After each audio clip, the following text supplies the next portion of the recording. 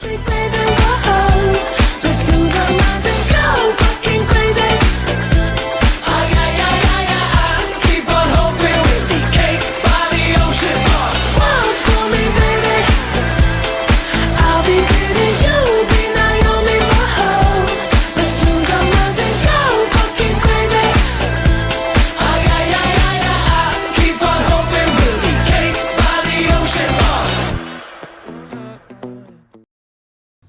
our idea is to create an innovation retreat for the policemen from the New Haven department.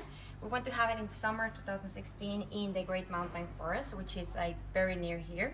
We want them to have a very interactive date with dynamics exercises, and we're gonna give them also barbecue with free beer so they can reflect about all the activities they're gonna have in the morning. It's gonna be a pay date, it's gonna be a Friday, and we want them to have a lot of fun in this exercise. We've got a lot of materials. We've got a lot of markers, sticky notes, a lot of dry erase boards. We really want everybody to voice their opinions and thoughts. We've got a lot of materials so everybody can get everything they want to say on the table. We want you to think outside the box. It's about innovation. We really want to correct issues in the police department in New Haven, and we need you all's help to do that. My name is Evan, and I'm going to be leading you for exercise number 1 of Innovation Retreat. It's called Why Not? So, as police officers, we want you all to feel empowered to be able to give ideas about how we might improve safety in New Haven. So we're going to idealize the perfect New Haven. How does the NHPD make New Haven perfectly safe? So I'm going to ask you all a few questions. What are some threats to safety in New Haven? Crime. Crime. Violence. Violence, sure. Anything else? Sometimes poverty leads to more crime. So maybe, the fact that there's such gaps in wealth and education and things might lead to other problems such as crime and violence. Okay, so if we had unlimited resources, if we had infinite amounts of money, infinite amount of staff, infinite amount of time, what might we do to correct some of these threats to safety? Free housing. I would give everyone a home to live in. So free housing for everyone? I will give a gun to everyone. A gun to everyone? I would eliminate all guns. That sounds a little better. If we are in a perfectly ideal world, we'd eliminate all guns or weapons. Anything else? If you're going to go really big picture, maybe you could give everyone their own personal police officer. As if you had your own Secret Service. A 24/7 Secret Service officer. Okay. So High-paying jobs. high-paying jobs for everybody, that might eliminate poverty.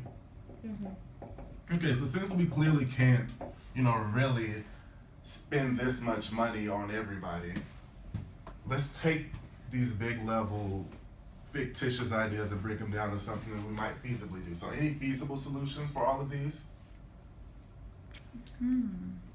For the 24/7 Secret Service, maybe easier access to police with an app.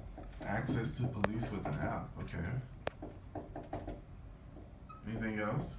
Or even just more police patrolling. More police patrolling.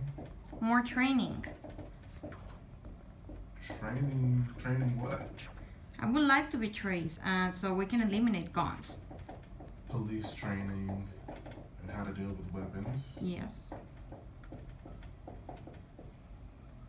Any more? Maybe we could have a policy where we will take in guns and give anyone who turns in a gun a cash reward. Money for guns, that's interesting. Who are we gonna give the guns to? Well, we could just eliminate them from, we could destroy them, or we could recycle them. I don't really know. Maybe give them to the military or something. I don't know. Anyway, any other ideas? New processes for dealing with homeless, taking them to shelters. Yeah, so maybe if we took homeless people to soup kitchens or shelters or something instead of to jail. Hi everyone. So this is the kickoff for section number 2 about reframing. We're going to start off by taking a look at a particular persona. So what I mean by persona is we're going to create a typical police officer in New Haven. So we're going to create this profile of sort of what an average police officer might do, think, or feel here in New Haven. So From there,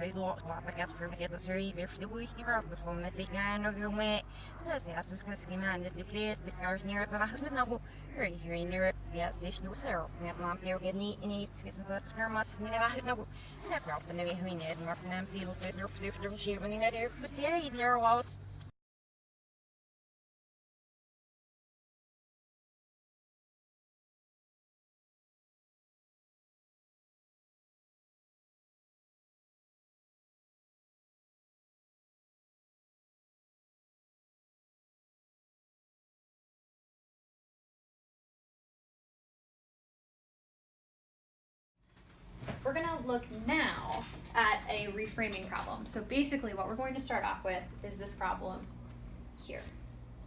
Okay, so now, knowing our persona and knowing our characteristics and how we think and feel and what we do, we're going to take this problem and envision a way to reframe it in terms of our persona. So does anyone have an idea about how we could reframe this question to better fit the question that an average police officer in New Haven might be asking? Well, you're saying in the United States, but I don't feel empowered as a New Haven police officer to really impact the whole United States. So can we change that to something more local? We can. Why don't we reframe that to New Haven? Why is it brutality? Okay. That's a very strong word. I don't think all policemen are brutal. It's just I don't know. How can we put the relationship or how they are? But brutality is a strong word that might not apply. Okay, good. That's a fair point. Maybe we can change that and include community relationships Okay. or local perception. So maybe we want to lean on community relationships to decrease violence.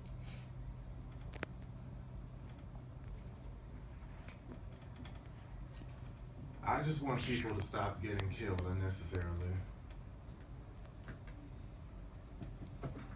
Okay. All right, so you can see where this is headed.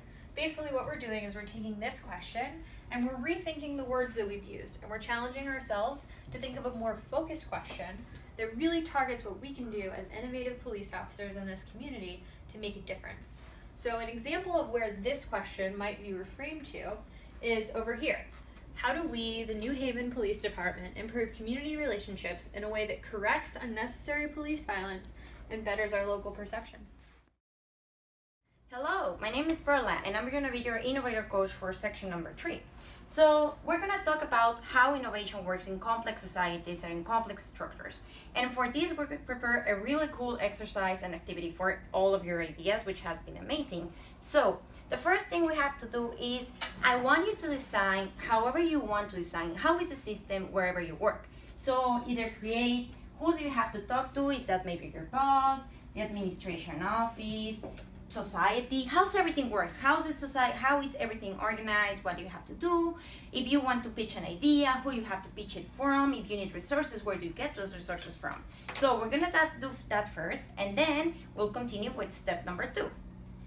Step number 2 will be understanding which are the challenges, and for that we're gonna play a game where everyone is gonna take a role. So for example, you, Andy, you're gonna be taking the role of your boss. And you, Kim, you're gonna take the role of the society. And you, Mario, you're gonna take the role of the administration officers that give you the resources. And you, Michael, you're gonna play the role trying to pitch your idea. I want you to pitch your idea, and the other ones are gonna try to advocate and challenge you. I want you to say why it wouldn't be a good idea from your perspective. Let's play the roles and see what happens.